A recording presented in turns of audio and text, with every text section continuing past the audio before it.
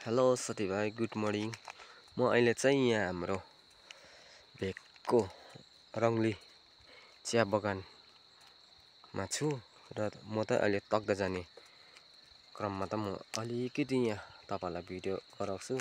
र हाम्रो यहाँ वरिपरि भन्नुपर्दा पहिला चाहिँ रङ्गली चियाबारी चाहिँ अरू चियाबारी भन्दा पनि एकदम सफा लाग्थ्यो र अहिले आउँदा त अलिकति हुन त राम्रै देखिरहेको छ र पनि अहिले हेर्दा त झ्यारपातले के त बेसी यो उँभो हेर्नुहोस्, रोडदेखि उँभो झ्यारपातहरू बेसी छ।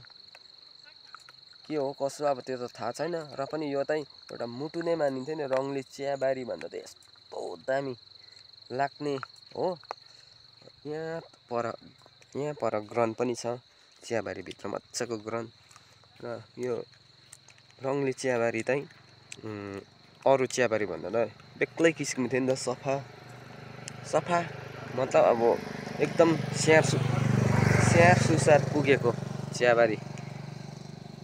ऊ तल फ्याक्ट्री हो, फ्याक्ट्री पनि यहाँ तल रहेछ।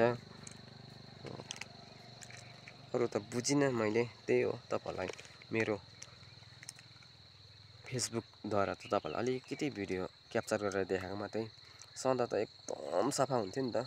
अब के छ, 2-3 किसिमको हो कि चियापत्ती। उयो पत्ता पनि ठुल्ठुलो रहेछ, उयो डिलडिलको त यो भेराइटिज हुँदो रहेछ नि त यो चियाको गाँसको पनि।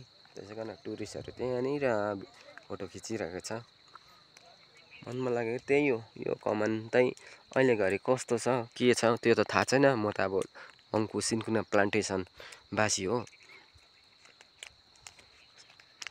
यतिको त दामी देखिरहेको छ भ्यू। अझै योभन्दा एकदम सफा देखिन्थ्यो नि त यसरी यो बाटो हिँड्दा त। के त सानोमा हामी यो तकदा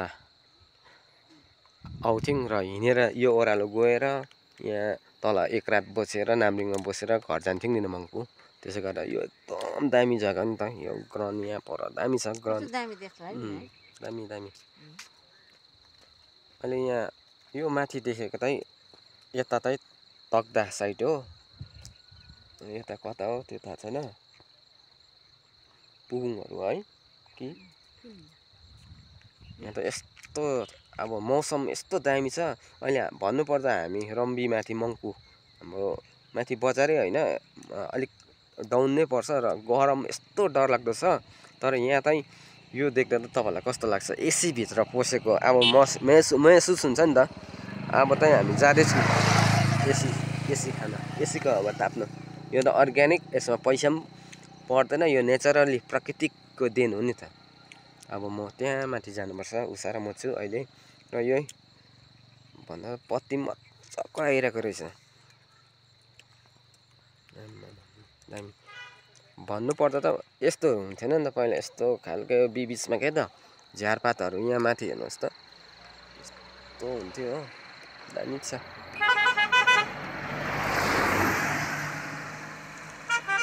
टुरिस्ट प्लेस दामी। अब यो त लोभिन्छ नि त मानिसहरू, टुरिस्टहरू। त्यसै कारण हाम्रो गाउँठाउँहरू हेर्दा के त लोभिन्छ र त अब टुरिस्ट आउँछन्।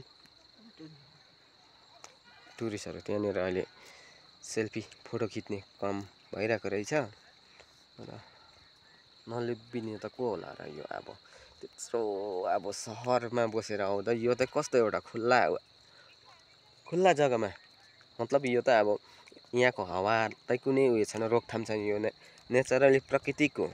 यो चाहिँ यहाँ एसी चाहिँ अब किनेर हावा खाइन्छ भने यहाँ चाहिँ अब नेचरली त्यस्तै हो। अहिले यहाँ चाहिँ यो हालत भयो, यो धुप्पी पनि क्या दामी। यो जग्गा चाहिँ यो माथिको जुन मैले तपाईँलाई देखाएको छु त्यो चाहिँ माथिबाट खिच्दा चाहिँ ड्रोन सटहरू लिँदा चाहिँ यो आसामको एउटा भाइरल भएको एउटा सिन सेम छ यो प्लेस चाहिँ।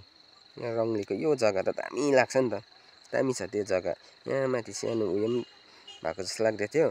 यो जस्तो पाइन ट्रीदेखि ठिक अपोजिट गएर ड्रोन सट लिनेहरूले त गऱ्यो भने दामी देखिन्छ नि त। ल गाइस, अब त जाने 10 लाग्यो हो। 10 बजी त अफिस खुल्छ होला। हामी उषा र म त जाने, नानीको काम लिएर आएको अलिकति। ल गाइस।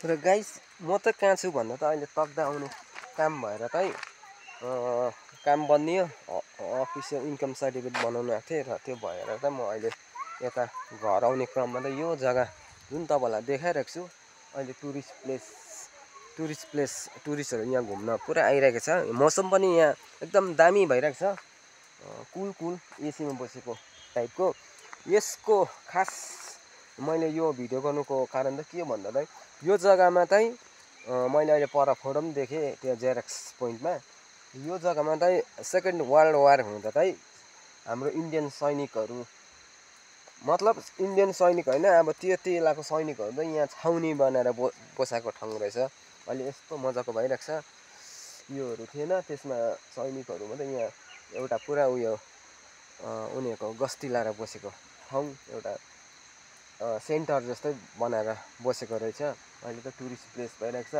अहिले मजाको एकदम यो टुरिस्टको लागि यो पनि एउटा मोहित पार्ने ठाउँ नै रहेछ यहाँ पुरा टुरिस्टहरू आएर चाहिँ भिडियो फोटो लिइरहेको अवस्था छ र अब उषा र म त अब जाने अब अलिक परबाट राम्रो देख्छ अरे एक बहिनी भन्दैछ यहाँबाट चाहिँ हेर्नुहोस् मेरो ब्याकमा चाहिँ यो जग्गा यस्तो दामी बनाएको छ यहाँ पानीको उयो रहेछ अझै त्यसलाई उयो गरेको राम्रो हुन्थ्यो त्यहाँ डल्लो उयसमा त पानी मात्रै रहेछ त्यो यस्तो पारेर छोडेर फल्स उयो गरेको भएर दामी हुन्थ्यो जसमा कि नलडाँडामा पनि एकपल्ट हाम्रो साथीभाइहरूले चाहिँ गरेको थियो त्यो टाइपको अझै गरेको भए दामी हुने दार्जिलिङ चौरस्तामा पनि छ यहाँ पनि दामी पानी त यहाँ पुरै छ नि त अहिले हाम्रोतिर सुकिसक्यो मुहान यहाँ त पानी छ यो तक्दा त अलिकति के स्विमिङ एरिया ठन्डा जग्गा छ ल गाइस यसको पनि त्यो तपाईँहरूलाई मैले भिडियो गर्नु कारण त्यही हो यो उसमा त सेकेन्ड वर्ल्डमा त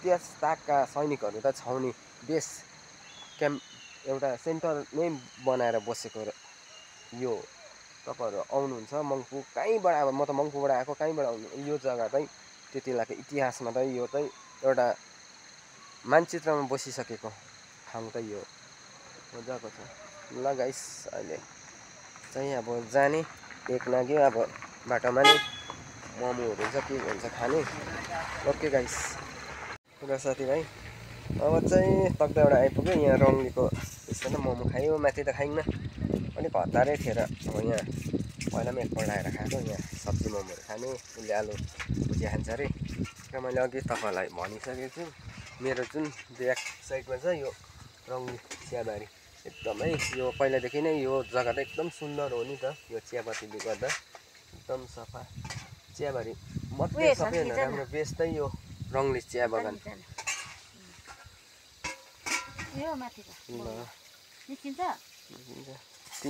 तपाईँहरूलाई अहिले म चाहिँ भन्दैछु यो पारिदिएको तिनचुले आइटी कलेज भन्दैछ त्यो भएर त म ससुराली जानुपर्छ त्यो तिनचुले हो अहिले एकछिन मोमो अलिअलि खाएर त लाग्ने त्यहाँबाट तपाईँले देख्नु सक्नुहुन्छ यहाँ एकदम टुरिस्टहरू धेरै आउने गर्छन् एउटा मोहित भएर नि त यो ठाउँ यो जग्गा जुन हामी बसोबास गर्छौँ यसको लागि त टुरिस्टहरू कहाँदेखि आउँछ यो आँखाले देखेको मात्रै होइन तर यहाँ महसुस पनि गर्न सकिन्छ यहाँ त एसीको हावा खान पाइन्छ नि त त्यही कारण अब टुरिस्टहरू त धेरै आउने गर्छन् ल एक बहिनीलाई त आलु भुजिया खाँदैछ यहाँ आन्टीकोमा पहिला पनि खाएको नि त हामीले ल मैले चाहिँ मोमो भनेको छु अलिक ढिलो आयो आलु भुजिया उषाले खाँदैछिन् म पनि यो खाला जस्तो भयो पनि खान्छु म त खान्छु मोमोले मात्रै अगाउँदैन र तपाईँहरूलाई भन्नुपर्दा यहाँ छेउमा चाहिँ च्यारिटी एउटा अस्पताल निर्माण हुँदै रहेछ धेरै राम्रो काम हो यो चाहिँ किनकि यो चियाबारी भित्र चाहिँ एउटा अस्पताल हुनु जरुरी थियो नि त अब सानो अब कोही अब यहाँबाट दार्जिलिङ कालिम्पोङ लान्छन् बिमारीहरू अब सानो सिम्पल हुन्छ सिम्पल मेरो मोमो आयो सिम्पल बिमारी हुँदा पनि अब रम्बी एनस्टेन नजिक छ रम्बी एउटा गाउँठाउँमा पनि हुनु जरुरी छ नि त। त्यही कारण यो त दामी कार्य भएको छ, अस्पताल रहेछ। म ब्याक साइडबाट अहिले तपाईँहरूलाई देखाइरहेको छु। मोमो आयो, मोमो खाने।